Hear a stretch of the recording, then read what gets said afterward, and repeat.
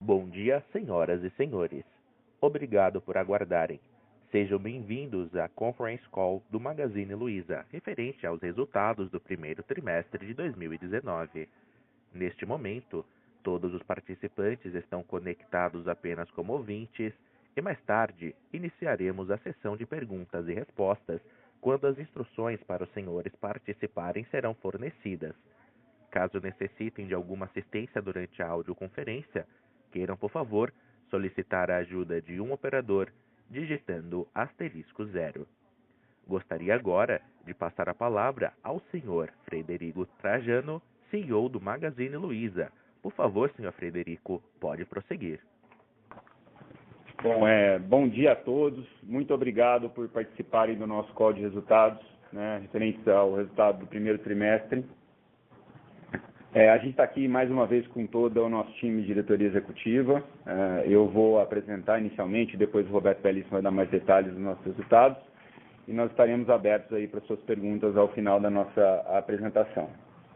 Eu queria começar dizendo que a gente entrou nesse primeiro trimestre com um novo ciclo estratégico, um novo e promissor ciclo estratégico, no qual a gente se comprometeu aí com alguns pilares, com alguns drivers para esse ciclo estratégico, dentre eles crescimento acelerado, exponencial, a gente está colocando aqui numa linguagem crescimento chinês, como o crescimento da economia chinesa, a alavancagem da nossa plataforma, o Retail as a Service, Magalu as a Service, ou seja, crescer bastante a plataforma do Marketplace do Magazine e propiciar serviços que a gente presta para a própria companhia para terceiros, para outras companhias, então bastante focado esse pilar aí no crescimento do Marketplace e fazer ele, os terceiros operarem no mesmo nível que a gente opera com o nosso 1P. O Super App, então ainda muito foco da nossa plataforma digital, como um dos principais ou o principal ponto de contato com o nosso cliente, o nosso aplicativo. A expansão de novas categorias, melhor experiência do varejo, entrega rápida, tanto na loja quanto em casa, e cultura de dado e inovação. Essas foram os pilares, os 7 pilares que a gente detalhou tanto no nosso Investor Day do ano passado, quanto também no relatório anual de acionistas referentes ao resultado de 2018. Então a gente está, obviamente, já em pleno caminho de execução desse novo ciclo estratégico. Na prática, a nossa visão a gente fez a digitalização do Magazine Luiza, e agora a gente quer digitalizar todo o varejo brasileiro, a gente quer digitalizar o Brasil. O nosso propósito sempre foi de trazer o acesso de muitos, que é privilégio de poucos. Especificamente nesse momento que a gente está vivendo, a gente quer trazer inclusão digital, tanto para os consumidores, quanto para os pequenos e médios varejistas ou aquelas empresas que queiram aprender ou usufruir dos mesmos investimentos que nós fizemos ao longo desses anos e anos de história, desse processo de digitalização bem sucedido que nós tivemos aqui na companhia. Mas a execução desse primeiro trimestre encontrou um ambiente com alguns desafios pela frente. A gente tinha, no primeiro trimestre, uma base de comparação muito alta do primeiro trimestre do ano passado, já aí contando aí com uma venda que já tinha sido antecipada aí de Copa, então já teve fevereiro e março, principalmente do ano passado, a gente teve já uma venda de TV acima do normal para um primeiro trimestre em função da Copa do Mundo. A gente teve o fim da Lei do Bem também, dos benefícios concedidos aí para produtos de tecnologia, especificamente celulares e alguns produtos de outras linhas também. A gente teve aí, o que na minha concepção foi também uma recaída aí de racionalidade do mercado, irracionalidade no mercado, frete grátis, também alguns não repasses de preço, por exemplo, da Lei do Bem, e também uma economia que acho que andou um pouquinho menos do que esperado. Apesar desses desafios, e também levando-se em consideração que nós estamos numa fase muito voltada em crescimento, em crescimento acelerado, exponencial, que a gente está falando, mas sem fazer concessões do ponto de vista de nível de serviço. A gente quer, como eu falei, melhorar o nível de serviço, não crescer em detrimento do nível de serviço. Sem fazer concessões do ponto de vista de trade-off de margem. A gente quer fazer trade-off de margem desde que ele, no longo prazo, faça sentido. O Customer Lifetime Value se pague, não fazer um free shipping indiscriminado, sem nenhum tipo de racional de longo prazo, sem Customer Lifetime Value Analysis, sem um tipo de racionalidade e sustentabilidade de longo prazo. E também mantendo o nosso padrão ético e de formalidade em todos os integrantes da cadeia, por exemplo, garantindo com que todos os sellers da nossa plataforma emitam nota e entreguem com níveis altos de serviços, a gente, com todos esses desafios, eu posso dizer que no nosso primeiro trimestre a gente conseguiu caminhar muito bem, e eu vou dar alguns números concretos para mostrar como a gente evoluiu nesses quesitos e acho que indicadores e bullet points assim significativos para endereçar cada uma dessas pontos que eu levantei agora inicialmente. Primeiro, base de clientes. Acho que quando eu falo de crescimento exponencial, eu quero dizer sobretudo de base de clientes, porque você pode crescer muito aumentando o seu ticket médio exclusivamente, né? E a gente quer ter uma base maior e mais fiel de clientes. Então, mais clientes comprando ao longo do ano e mais clientes comprando frequentemente ao longo do ano. Nesse quesito, a gente evoluiu muito. A base de clientes do primeiro trimestre bateu 18 milhões de clientes ativos, né, com crescimento de 34% em relação ao ano anterior, com destaque para o site, que cresceu 68% em relação ao ano anterior, mas também destaque para as lojas físicas, que mesmo em base de clientes teve um crescimento significativo de 23% em relação ao ano anterior. Ou seja, estamos conseguindo crescer os dois canais e não crescer, como a gente sempre fala, um canal em detrimento do outro. Mas eu considero esse crescimento muito significativo. O que me deixa mais contente é que nossos indicadores de clientes não são só de crescimento de compra, de frequência, mas também de nível de serviço. A gente hoje continua sendo o único grande varejista com um selo RA1000, né, no Reclame Aqui, no site do Reclame Aqui. A gente conseguiu isso mesmo com um crescimento de 240% no Marketplace, que ainda opera no nível de serviço ligeiramente abaixo do nível de serviço do nosso 1P, né? E sendo que o Marketplace já representa aí praticamente 28% dos clientes totais que compram no site, né? Então, mesmo com um Marketplace super relevante nessa métrica do Reclame Aqui, já relevante nesse trimestre, com peso já, a gente conseguiu manter o nosso RA1000, né? Estamos trabalhando fortemente para o nível de serviço do Marketplace ser tão bom quanto o nível de serviço que a gente opera na cadeia tradicional, né? No qual eu compro e vendo a mercadoria que está no meu estoque. Tá? A gente também teve, do ponto de vista de clientes, uma redução de 60% das reclamações formais a cada 1.000 pedidos.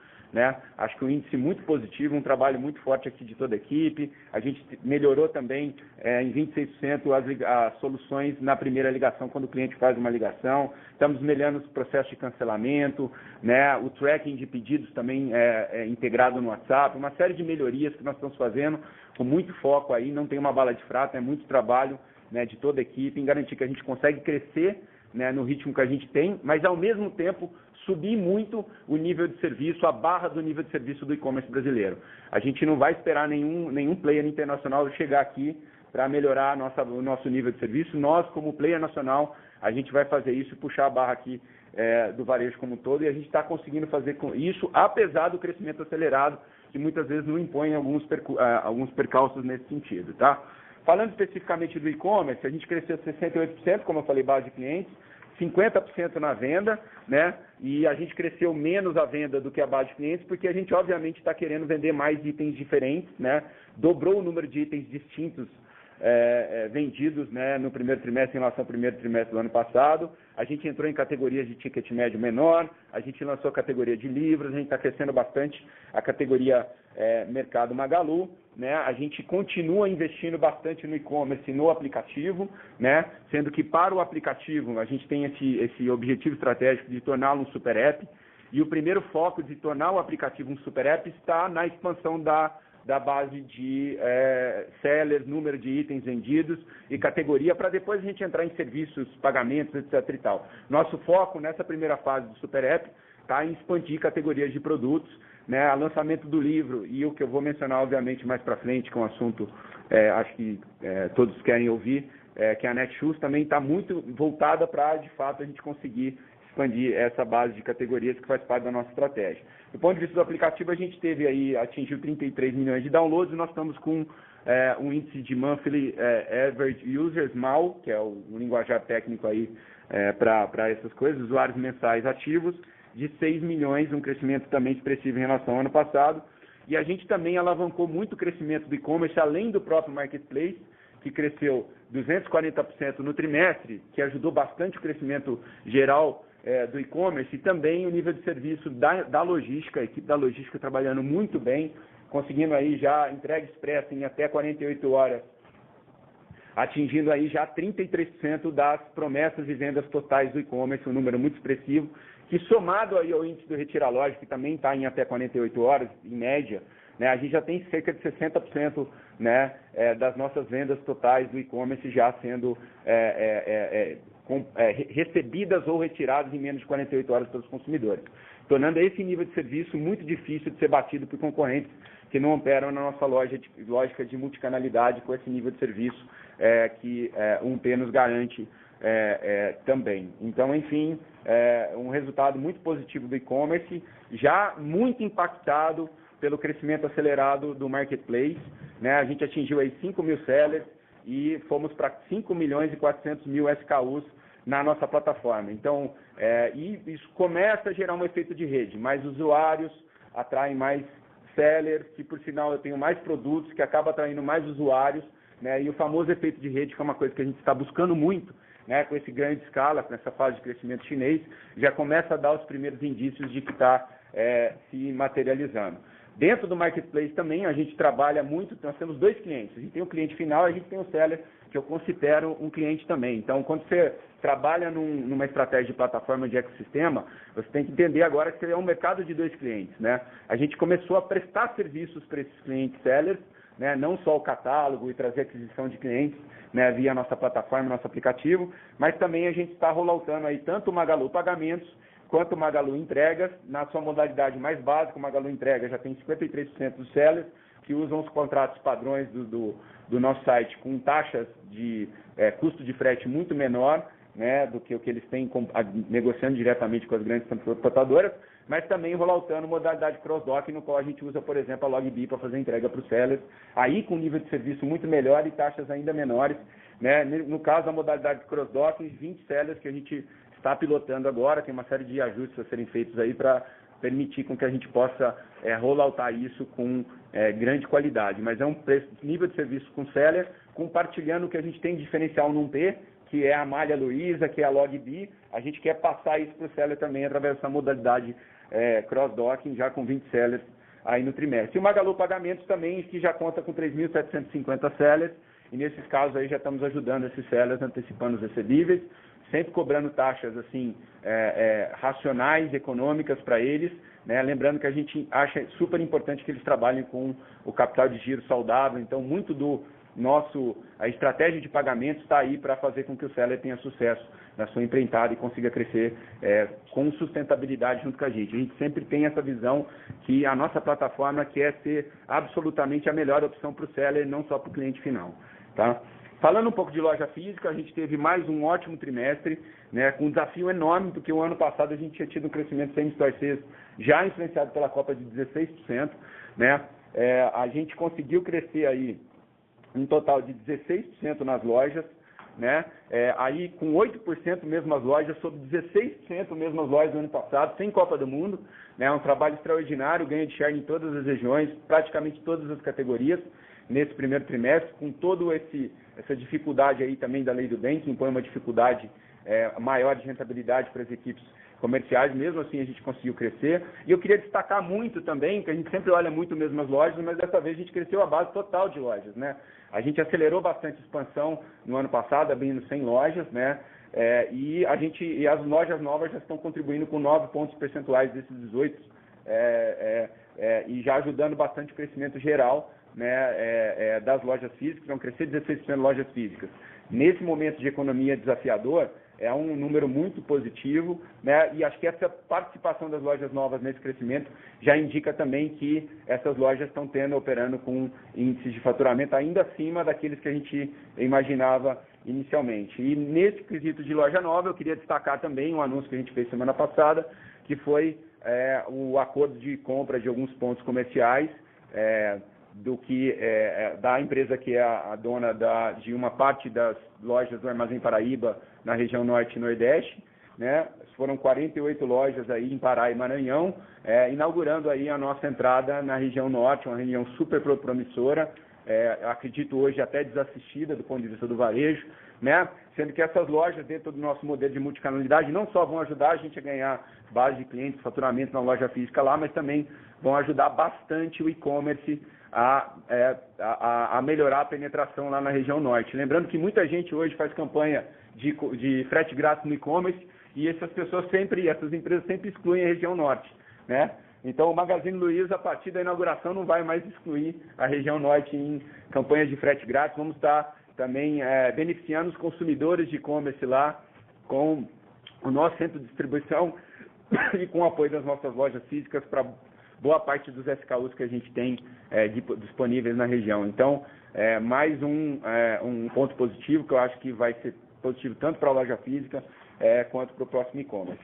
Nesse call, eu queria destacar também a Luizacred. A gente geralmente faz uma explicação sobre ela mais do ponto de vista financeiro, mas eu queria ressaltar bastante os números assim mais operacionais da Luizacred, até para explicar um pouco o que está acontecendo com ela. A gente decidiu no ano retrasado em expandir de maneira acelerada a Luizacred. Ela faz parte do nosso estratégia de crescimento de Disney, super importante. A Luizacred está apresentando crescimento de fintech, né?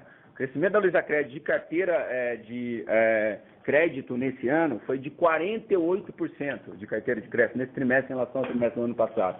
A gente bateu 8,8 bi de carteira de crédito na Luizacred, né? Já se configurando aí talvez a maior financeira de cartão do país, do Brasil, né? Passando outros nomes aí bem conhecidos do mercado, mas com um número já muito pesado e com ritmo ainda muito expansão de crescimento. A base de cartão cresceu para 4,4 milhões de cartões nesse trimestre, né? Cresceu 26% em relação ao ano passado. Já 50% de todo o faturamento que a gente faz na loja física vem da Luizacred, mas eu queria destacar que esse cartão é bandeirado, né? E 70% do gasto do cliente é fora do Magazine Luiza. É off-platform nesse sentido, né? E a gente tem uma média de utilização do cartão Luiza em torno de 7 vezes por mês, né? Então, é um cartão para quem tem o cartão Luiza já é a primeira opção de cartão de crédito, né? Então, uma utilização muito saudável, índices muito positivos, que pela nova maneira de se contabilizar o resultado da financeira, que não é mais, no caso de uma financeira de um varejo, é o IFRS 9 e não o Bacen Gap, que é o que todos os bancos reportam. No IFRS 9 a gente tem um volume de provisão muito maior do que o Bacen Gap num primeiro momento, né? E aí a rentabilidade acaba diminuindo um pouco, a gente sente isso na equivalência patrimonial, mas do ponto de vista do longo prazo, isso é um belo seguro para a gente de que, antigamente, quando a gente crescia muito a financeira, o lucro era alto no começo, depois que desacelerava, você tinha um hit de resultado. No nosso caso, a gente está tendo esse hit de resultado agora, mas o futuro tende a ser super positivo do ponto de vista de rentabilidade, porque a gente está confeccionando muito mais provisão do que propriamente uma financeira de banco ou alguém que não está provisionando nesse caso. Então, a gente acha que a gente está até reportando os dois modelos, Bacen Gap e FRS 9, para que o mercado possa analisar isso muito bem, mas do ponto de vista da decisão estratégica da companhia, a gente não muda. Mesmo que isso represente um resultado menor em FRS 9, a gente vai manter acelerado o crescimento da Luizacred, porque o cliente que compra, por exemplo, com o cartão da Luizacred, compra 5 vezes mais do que o cliente que não compra com o cartão da Luizacred. Então, a gente quer ter esse nível de fidelidade, esse nível de frequência de compra, e nesse caso, especificamente, nós estamos tomando uma decisão de CLV e não de curto prazo no trimestre. Eu acho que é bem coerente com a nossa estratégia, que a gente já vem falando há algum tempo. Bom, sobre Netshoes, a grande notícia, obviamente, da semana passada, né? Imagino também que vai ser a grande fonte de perguntas do call aqui, tanto dos analistas como depois também dos jornalistas. Eu queria dizer que a gente obviamente está muito feliz com o anúncio do acordo de aquisição que nós fizemos na semana passada, né? A gente considera a Netshoes um grande ativo. Como esse acordo de aquisição não é uma compra de fato, né? A gente ainda está sujeito à aprovação da Assembleia de Acionistas a ser feita em torno aí de 30 dias, a gente precisa de aprovação de 2/3 dos acionistas. A gente vai se ater aqui a respostas, né, e comentários protocolares, né? Então já antecipo aí que eu não vou poder antecipar muito do que nós vamos fazer, porque enfim, o ativo ainda não pertence à companhia, a gente tem essa fase aí de 30 dias e ainda tem a aprovação do CAD também, que provavelmente será mais uns 40 dias, 45 dias, mesmo se a gente conseguir o fast track, né? Eu posso dizer que a gente está feliz com a aquisição. Os números da Netshoes foram publicados aí recentemente, mas é o maior player online de roupa, calçados e artigos esportivos, né? Com marcas excepcionais, né, no Brasil, de alto valor, né? Tanto a Netshoes quanto a Zattini e até a própria Shoestock, que foi um ativo adquirido por eles recentemente. 24 milhões de usuários, quase 7 milhões de usuários ativos, né? Também com marketplace crescente, 1.000 sellers no marketplace, sortimento aí de 250 mil SKUs, absolutamente complementar ao nosso. A gente praticamente não trabalha com essas categorias, né? GMV de 2,5 bi, né? E já o marketplace com 15% de participação no negócio. A aquisição está absolutamente em linha com a nossa estratégia já delineada para vocês em outros calls, que é a aquisição de novas categorias, aumento da base ativa de clientes, aumento da frequência de compra dos clientes, mas eu queria destacar também talento no atacado, né? Porque uma empresa que crescer exponencialmente em ritmo chinês precisa contratar muita gente boa, né? E contratar essas pessoas no varejo tem sido cada vez mais difícil, principalmente aí levando em consideração que existe uma grande possibilidade de aquecimento aí da economia brasileira, então as empresas já antecipam assim contratando. Então tem muita gente competente, talentosa na Netshoes. Para nós obviamente um time que será muito bem-vindo caso seja concretizada a transação. Mas de novo, peço desculpas se eu não puder ser muito detalhado sobre, além disso que eu coloquei agora nas suas perguntas posteriores no call, mas recomendações de advogados e bankers. Vou passar agora a minha palavra para o Roberto para detalhar os resultados financeiros. Bom dia a todos também, obrigado. Vou começar falando aqui sobre os destaques. A gente já comentou o crescimento de vendas muito acelerado. A gente teve uma redução na margem bruta de 0,9 ponto percentual, bastante concentrado na lei do bem, né, no fim da lei do bem. O nosso marketplace contribuiu bastante, praticamente compensando o crescimento do e-commerce 1P, né, o tradicional, que continua crescendo bastante também, por sinal, né, também cresceu mais de 30% esse trimestre. A gente conseguiu novamente diluir bastante as despesas operacionais, fruto aí da alavancagem operacional, diluindo despesas fixas, crescendo muito acima da inflação, e mesmo com o aumento do nível de serviço, dos investimentos em novos clientes, em linha com o que a gente conversou ano passado. Com isso, a gente conseguiu crescer o EBITDA em termos nominais para 318 milhões, mesmo também considerando o resultado praticamente 0-0 da Luizacred. Se a gente considerasse o resultado da Luizacred em BR GAAP, o EBITDA seria 336 milhões, uma margem de quase 7,8%, e o lucro líquido que pro forma aqui, né, sem os efeitos do IFRS 16, foi de 139 milhões, ele seria de 156 milhões, né, considerando a Luizacred em BR GAAP, e o ROI, que foi de 23%, seria maior ainda. A gente continua gerando bastante caixa, continua com o ROIC bastante alto, 20% no trimestre, 27% nos últimos 12 meses, uma posição de caixa líquido bastante robusta, 1,4 bilhão, e caixa total de 1,8 bilhão, incluindo os recebíveis. No slide seguinte, a gente mostra a evolução dos usuários ativos do app, né, saltando de 2, 3 milhões para 5, 6 milhões. A base ativa de clientes também, saltando de 14 milhões para 18 milhões. Depois a gente mostra o número de lojas novas, mais de 100 lojas nos últimos 12 meses, e o aumento dos investimentos. A gente mais do que dobrou os investimentos no primeiro trimestre, com destaque aqui para tecnologia e logística. Depois a gente mostra a evolução trimestral do faturamento. Aqui vocês podem ver também que a gente vendeu no primeiro trimestre quase que o mesmo patamar do último trimestre do ano passado, né, que é geralmente muito maior. Destaque aqui também para o e-commerce, né, com 2 bi e 400 milhões de vendas no TRI, né? Em termos anualizados já é um patamar de quase 10 bi de faturamento e representando aí mais de 40% já do faturamento total, sem a Netshoes. Com a Netshoes, né, o percentual vai ser maior ainda. Depois a gente mostra a evolução do lucro bruto. A diluição das despesas foi concentrada, né, nas despesas com vendas, diluição de despesas fixas. A equivalência patrimonial praticamente 0 a 0. Em relação ao ano passado, a gente teve uma contração, né, de 0,6 pontos percentual, que na página seguinte influenciou aí bastante o nosso EBITDA. O EBITDA pro forma, então, 319 milhões. O EBITDA em IFRS 16, quase 400 milhões, uma margem de mais de 9 pontos percentuais. Depois a gente mostra as despesas financeiras, ficaram bastante parecidas com o ano passado, passaram de 1,7 para 1,8 ponto percentual. E de novo, em função do crescimento das vendas e principalmente o crescimento do cartão Luiza, sem considerar a antecipação de recebíveis, a gente teve receitas financeiras líquidas, né?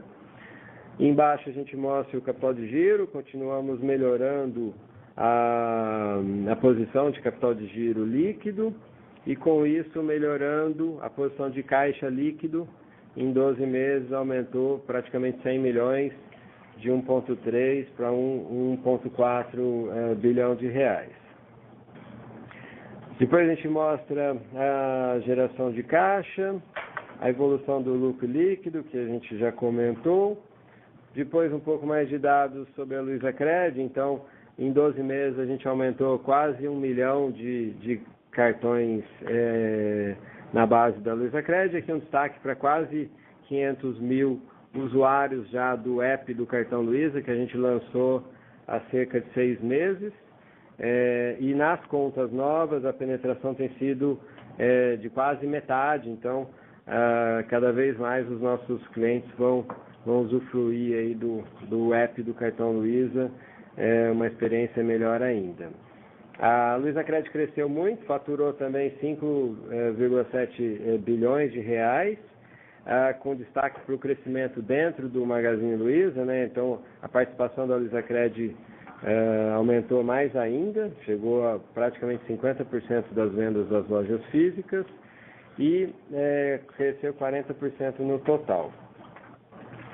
Depois, uma evolução da carteira, a carteira em atraso praticamente estável, num patamar também historicamente muito baixo, 7,7%, um dos menores patamares também do mercado, e com isso a evolução do lucro líquido trimestral. Em IFRS 9, tivemos um prejuízo aí de 900 mil, em BR GAAP um lucro líquido de 36 milhões, continua aí muito robusto, um ROI de 17%, e contribuindo aí bastante para a nossa estratégia como um todo. Agora a gente gostaria de abrir a sessão para perguntas e respostas. Obrigado. Senhoras e senhores, iniciaremos agora a sessão de perguntas e respostas. Para fazer uma pergunta, por favor digitem *1. E para retirar a pergunta da lista, digitem *2. A nossa primeira pergunta vem de Bob Ford, Bank of America. Pode prosseguir. Obrigado. Bom dia a todo mundo e parabéns pelo crescimento. Roberto, você pode falar um pouco mais sobre suas operações de crédito, por favor? Você está adicionando muitos novos usuários com maiores riscos de default e parece haver alguma caída pequena na qualidade, excluindo IFRS 9.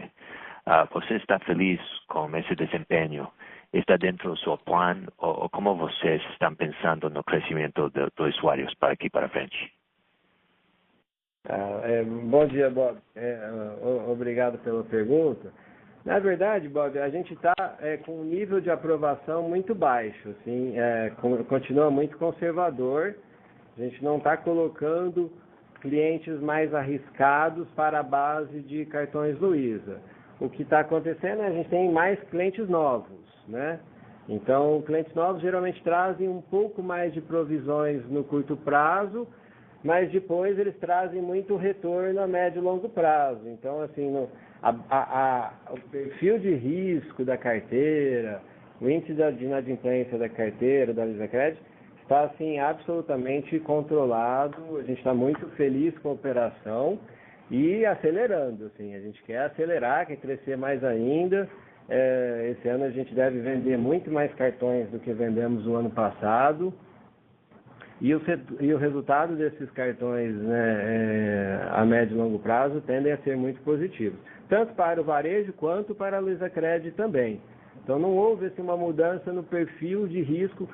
A gente olha assim, índice de ativação, todos muito bons, índice de inadimplência por faixa, né, por safra de vendas muito consistentes.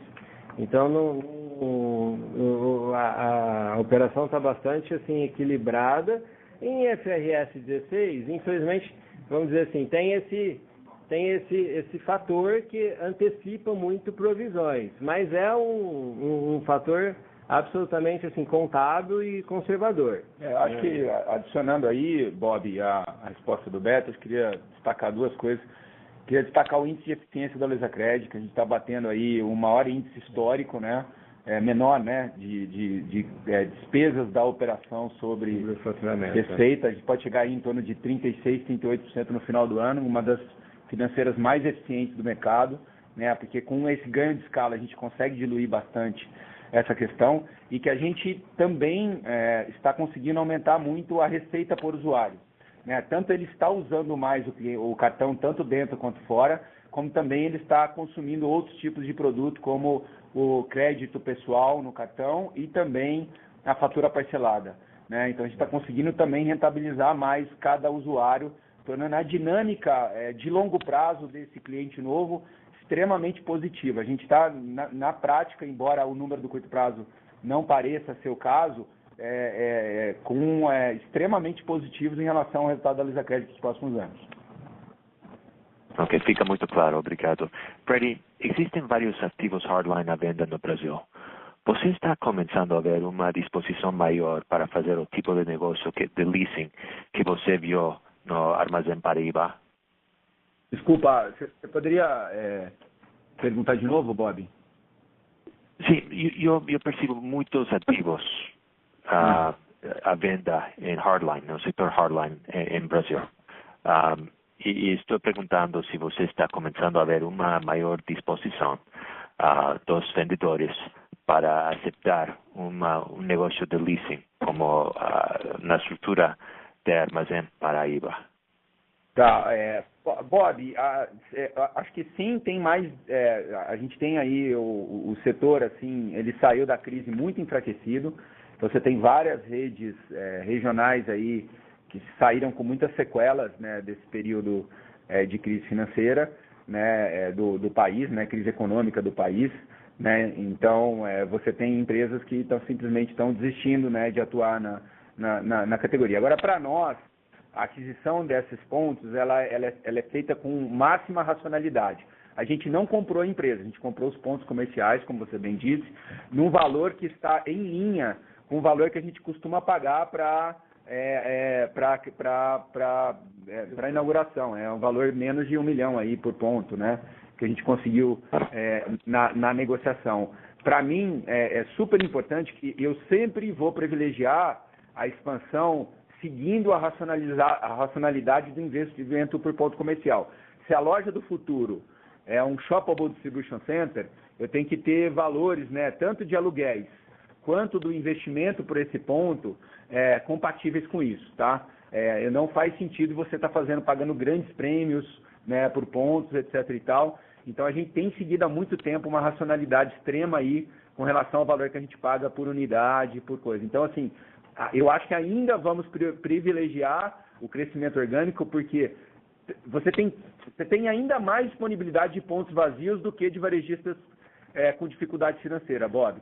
Então, mas no caso, quando você quer chegar num estado muito blocado, como é o caso do Pará, às vezes a melhor alternativa é fazer uma negociação no atacado, né? E também não no varejo do ponto de vista do ponto comercial, e aí depende de cada caso. O que a gente nunca vai abrir mão é dessa racionalidade do investimento no ponto, porque a gente acredita que a tendência é ser uma plataforma digital com pontos físicos e fazer um super investimento num ponto físico, você não vai ter retorno sobre o capital investido. Fica claro, muito obrigado. Obrigado pela pergunta. Próxima pergunta de Joseph Giordano, Banco JP Morgan. Olá, bom dia a todos. Bom dia, Fred. Bom dia, Beto. Obrigado pela minha pergunta. Eu queria explorar um pouquinho a questão do top line do e-commerce. Ele continua bastante forte, independente dos compras que a gente encontra, né? Então aqui eu queria entender dois grandes fatores, né, que a gente tem visto na companhia e até vindo da Netshoes, aí a questão de diversificação de categorias. Então eu queria entender como essas categorias novas que a empresa vem introduzindo, até categorias de maior frequência, têm contribuído para o crescimento tanto do e-commerce quanto da loja própria. E por último, como a gente deve enxergar aí a evolução do marketplace, né? Então ele está um pouquinho acima da expectativa do ponto de vista de penetração de curto prazo. Então como é que vocês estão olhando aí a meta para o final desse ano e para o próximo ano? E em cima disso, como é que está a evolução dos serviços de fulfillment by Magalu para essa base de sellers aí que está crescendo de maneira bastante forte? Obrigado. Tá. Ô, Joseph, primeiro, bom dia, obrigado pela pergunta. Eu vou responder rapidinho, passar para o Eduardo Galantini, que dá mais detalhes aí sobre esse TRI e algumas perspectivas, obviamente. Eu acho que o grande motor do crescimento do e-commerce do primeiro TRI foram dois, eu diria. Foram dois grandes motores. O marketplace, então, né, você aumentar aí de 4 para 5,4 milhões de SKUs, aumentar bastante base de sellers, você acaba tendo muito mais oferta de itens disponíveis para o cliente que está entrando e visitando aí no índice altíssimo as nossas plataformas digitais, e aí você acaba conseguindo converter uma venda que você não conseguia se não tivesse categoria, e às vezes você não teria nem a visita, porque o cliente chega através de um buscador por um produto que você não tinha antes. A partir do momento que você tem, ele está linkado aí nos buscadores. Então, mais itens, eu falo, é efeito de rede. Trazem mais clientes que consomem mais, que trazem mais sellers, que ofertam mais produtos, e aí vira o efeito de rede. Então, no marketplace, como a gente já disse no passado, ele vai ser a grande mola propulsora aí do crescimento do e-commerce para frente, num ritmo de exponencialidade que a gente não experimentou no 1P. Então, eu vejo aí como super importante. E a gente está muito focado nesse crescimento em base de usuários e não só em GMV. Tá? Eu estou focando bastante, eu acho que qualquer operação saudável de e-commerce tem que olhar esses dois números muito em paralelo, GMV e base de usuários ativas. Então, a quantidade de categorias e até com a natureza de um ticket menor, né, tanto do marketplace como de algumas categorias novas que a gente está colocando, ajuda bastante a gente trazer esse crescimento. Do ponto de vista do 1P, que continua crescendo muito em cima da base do ano passado, o grande fator propulsor, obviamente, além de um trabalho muito bom da própria equipe comercial do Edu, você tem também um trabalho excepcional da logística. A gente está com índice de entregas, está muito superior ao concorrente. Tanto é que hoje a gente já está fazendo 33% das entregas em até 48 horas e mais de 95% das entregas em um dia na Grande São Paulo e na Grande BH. A gente provavelmente vai reduzir aí para um dia o prazo de entrega prometido para São Paulo e BH ao longo dessa semana para algumas categorias de produto, né? Porque realmente a logística está fazendo um trabalho excepcional do ponto de vista de entrega, e isso ajuda bastante a gente converter mais. Prazo de entrega é ainda mais relevante do que preço na conversão do e-commerce, tá? E do aplicativo. Então a gente realmente tem tido aí uma base de crescimento central. E o bom é que a gente não está fazendo isso ampliando o frete grátis. A gente está fazendo isso com sustentabilidade, com racional econômico, é o que a gente costuma fazer no Magazine Luiza desde sempre. Vou passar para o Edu para você complementar. Só complementando, Joseph, em relação a crescimento de vendas, é o que o Fred falou, esse efeito de rede positivo. O grande direcionador é tráfego, né? E esse tráfego gerado pela expansão de sortimento A gente cresceu em tráfego 75% em relação ao ano anterior.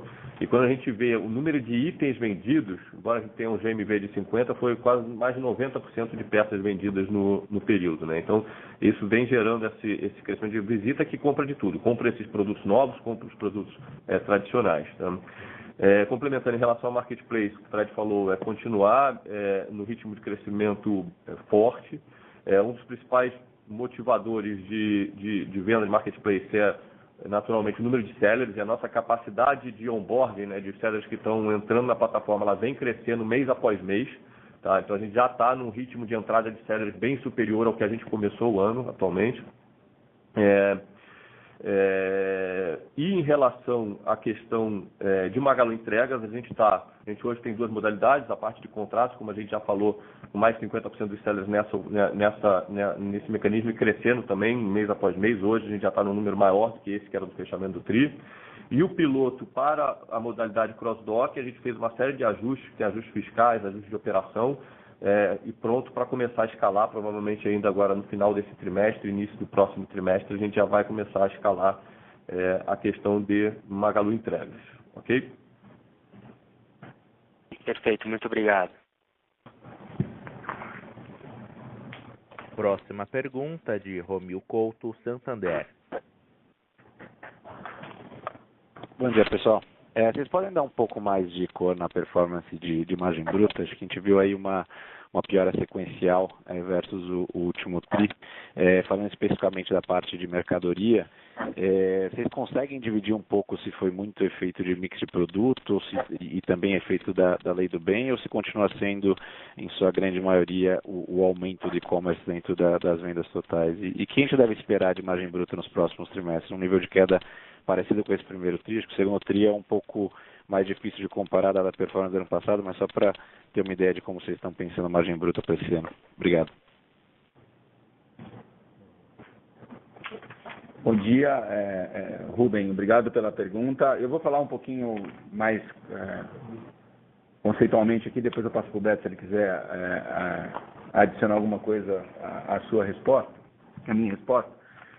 A questão é a seguinte, o maior impacto em margem do primeiro TRI, como a gente colocou no release de resultados, foi o fim da lei do bem. Você passa a recolher o PIS e COFINS sobre uma categoria super relevante de faturamento para a gente, talvez a principal categoria hoje, que é a telefonia, né? Então você tem um impacto aí muito significativo, expressivo de margem. E você vê os resultados já publicados aí do mercado, você vê que teve um impacto enorme na margem bruta de todo mundo que tem essa categoria importante, ela vai acontecer. Tá? Esse impacto ele foi offsetado, né? Ele foi compensado por algumas questões positivas do nosso lado. Tá? Tem uma de imposto, porque a gente já teve uma ganho de causa aí no passado e agora ratificado aí no Supremo, né, até para questões anteriores também, que é o PIS e COFINS sobre ICMS, que a gente pagava PIS e COFINS sobre ICMS e ST. Então, isso já no primeiro trimestre para recorrente já atenuou um pouco o PIS e COFINS sobre telefonia, né, uma parte expressiva dele, tende a continuar, porque isso é recorrente, além, obviamente, desse ganho de causa que a gente reconheceu na semana passada, que a gente fez não reconheceu, desculpa, a gente fez um comunicado na semana passada, que foi 750 milhões de reais, a gente teve um ganho de causa no STF, né, e a gente vai reconhecer assim isso ao longo do tempo, reduzindo aí o pagamento de PIS e COFINS, porque esse é um valor acumulado dos anos anteriores, tá? Então isso vai atenuar ainda mais, porque o que a gente fez no primeiro trimestre era só recorrente. Nos próximos trimestres, além do recorrente, ou a gente vai ver ainda a melhor maneira de contabilizar, isso precisa ser discutido com os auditores, conselho e tudo, né, qual a maneira mais correta, né, de se contabilizar. Isso também vai offsetar um pouco aí a volta do PIS e COFINS de telefonia. Mas no primeiro trimestre, especificamente, o recorrente do PIS e COFINS sobre ICMS e ST já atenuou um pouco, né, esse aumento. Além disso, a gente tem outras contas que entram nessa margem aí. O crescimento do marketplace, que gera take rate, né? Isso acaba entrando nessa conta, cresceu bastante e ajudou a gerar receitas que compensaram aí, né? A tendência do marketplace crescendo é que ele ajude a margem bruta da companhia, né? Então a gente já tem isso offsetado e, obviamente, acho que ainda temos serviços, outras contas que acabam entrando aí e a expansão de margem de outras categorias para atenuar um pouco aí a questão da telefonia. A dinâmica de longo prazo, eu acho que é a seguinte: se a gente olha o mercado, eu não vejo aí muito espaço no mercado para ficar absorvendo o não repasse do PIS e COFINS de telefonia, como foi o caso que aconteceu no primeiro trimestre. Tá? Isso não é uma prática sustentável. Eu vejo que o mercado, com o tempo, vai ser obrigado a repassar, porque até as margens que eu vejo por aí não são muito positivas. Então, em algum momento, vai ter que estar tendo um equacionamento desse período. Enquanto o mercado não repassar para preço, a gente não vai também. Vamos absorver ele em margem, vamos tentar absorver com o crescimento de outras linhas de receita, serviços, enfim, e tem essa questão aí desse ganho de causa aí do PIS e COFINS sobre SMS para atenuar para os próximos trimestres. Mas se o mercado continuar irracional, não repassando, a gente não vai abrir mão de crescimento e vamos continuar jogando o jogo também. Acho que está claro, está completo. Não, está bem claro, Fred. E entre o canal offline e o online, vocês perceberam uma diferença assim nessa postura de absorver o impacto ou não? Viram um nível de competição muito diferente entre os canais? E olhando só a margem bruta de mercadoria mesmo, tentando excluir aqui o efeito de marketplace, as duas tiveram impacto parecido, ou seja, a queda que você viu na margem bruta de mercadoria do offline foi parecida com o online? Só para entender como está a dinâmica. Obrigado. Foi sim. A gente sentiu nos dois, tanto no online quanto no offline. Não houve assim a adequação dos preços em função da volta do imposto. Tá ótimo. Obrigado. Próxima pergunta de Pedro Fagundes, Bradesco BBI. Bom dia, pessoal. Obrigado pela pergunta. Eu queria só entender um pouco melhor ainda sobre o tema de expansão de sortimento. Eu queria só entender se existe hoje algum tipo de gargalo que impeça vocês de escalarem um pouco mais rápido nessas novas categorias mais subpenetradas no online, seja em termos de sistema, faturamento, integração, ou até de warehousing, dado que algumas delas têm um ciclo de reposição um pouco mais curto. E caso exista, queria só, talvez, se vocês puderem comentar se a potencial compra da Netshoes ajudaria vocês com algum desses gargalos. Obrigado. Bom dia, Pedro. Obrigado pela pergunta. Não, a gente, assim, qualquer categoria que você adiciona na tua base, ela impõe algumas adaptações, né? Tanto sistêmicas quanto de logísticas, e até eu vou te falar de shopping experience também, né? Você tem uma série de mudanças que você tem que fazer na busca, no filtro, categorização de produtos, a mídia, são dinâmicas marginalmente diferentes, não significativamente diferentes. A gente não entrou ainda em perecível, a gente não entrou ainda em produtos regulados, então tem uma série de questões que a gente não entrou em categorias que são significativamente diferentes do ponto de vista de supply chain, de etc. São categorias com alguma cubagem diferente, algumas características de ciclo de vida diferentes, mas em geral não é nada que a gente não possa adaptar e se fazer. O grande ponto de categorias de ticket menor é o custo de entrega. Então, assim, no mundo, essas categorias têm menos penetração no e-commerce, porque a dinâmica tradicional das grandes empresas de entrega, né, de transportadoras do mercado, fica caro você ter um custo de entrega de R$15 em São Paulo, um produto de 20 ou de 10, você acaba pagando mais de frete do que pelo próprio produto, né? Então, quando você tem ticket menor, o peso do custo de entrega passa a ser maior em relação a esse ticket menor, né? Isso por exemplo, na categoria de mercado é muito clássica. Você compra lá um Omo, né? Você vai pagar mais de frete do que para receber esse Omo em casa. Então, isso que acaba acontecendo que essas penetrações dessas categorias especificamente é muito baixa, né? Mas daí está a beleza do nosso modelo multicanal. Aí que eu acho que a gente tem um grande diferencial em relação a qualquer operador online only, né? que a gente tem feito, por exemplo, o Mercado Magalu, Livro, eles têm crescido muito com o modelo Retira-Loja. Livro, por exemplo, 80% das nossas entregas já são via loja física, já no Store Pickup, né? E o Mercado Magalu também uma penetração altíssima de Store Pickup, né? Então você consegue com isso, a Store Pickup, como um custo marginal, porque eu já tenho caminhão indo para a loja todo dia dos nossos CDs, a gente consegue ter um diferencial muito grande em relação àqueles e-commerces puros, né? Ou plataformas digitais puras, que essa cadeia, esse custo de entrega via Retira-Loja é muito menor do que o que eles têm. E amanhã, por que não ship from store, se a gente achar que faz sentido estocar esse produto na loja. Então, acho que, na verdade, esse problema do mercado como um todo é um diferencial competitivo para a gente. Entendi, obrigado. Só última pergunta, vocês trabalham com alguma meta de número de SKUs para o final do ano? Não. A nossa meta é base de clientes ativo e faturamento. Não temos meta de número de SKUs, não. Tá ótimo, obrigado. Próxima pergunta de Rodrigo Cuestas, Goldman Sachs. Bom dia, Irma Scatz, na verdade. Eu queria fazer uma pergunta um pouco mais sobre quando vocês pensam sobre o ciclo de expansão nas lojas físicas. E dado que as lojas físicas agora estão assumindo cada vez mais também uma função de como se fosse centro de distribuição e sendo cada vez mais integrados como e-commerce, como que vocês pensam sobre a densidade certa de o catchment area, talvez, que tá certo para cada uma loja?